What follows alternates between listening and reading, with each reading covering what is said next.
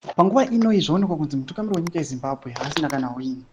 Tikuona ana Bomuchogeza ma-addresses avari kuuya vachidhilivha kune vanhu ari kuexposa everything. And panguva ino vanhu havanyatsi kuona the true picture yezvinhu zvakaitika nema-events akaitika muna 2017 vanhu vasingazivi. Saka pena mashoko obuda ezviitiko zvakaitika yesterday patoona mutungamiri wenyika anga ari muguta reGweru.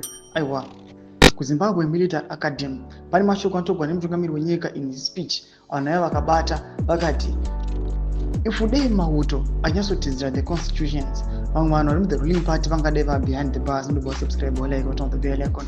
Tipinda pana paendo Nick Mangwana anobuda achinyora mashoko atogwa nemutungamiri wenyika yesterday aiwa on his address in quotes. The Zimbabwe Defense Forces has the sacred duty to uphold the Constitution of Zimbabwe, to inculcate the peace imperative and anchored by the spirit and letter of Section 212 of the Constitution.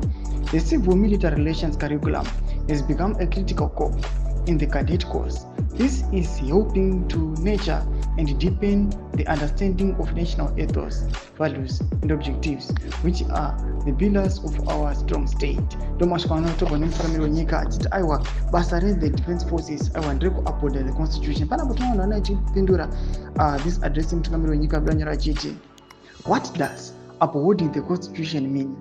Jokers, if the constitution was followed, Idi Mnangagwa would be in prison. Tozotogwa nemumwe munhu anobuda nyoro achiti ndavaningi see there at the presser at 20:30 p.m. pasine zvigananda. Mumwe anobuda achiti please ask him to use sign language next time. His voice has no punch. It becomes so boring to listen to him. The whole defense forces only cares about the first family and weakness. Vanopinda achiti Burkina Faso vafana vakachigwina vakatemba soon chiri kupinda paZim. Vanopinda vachiti kakistocracy.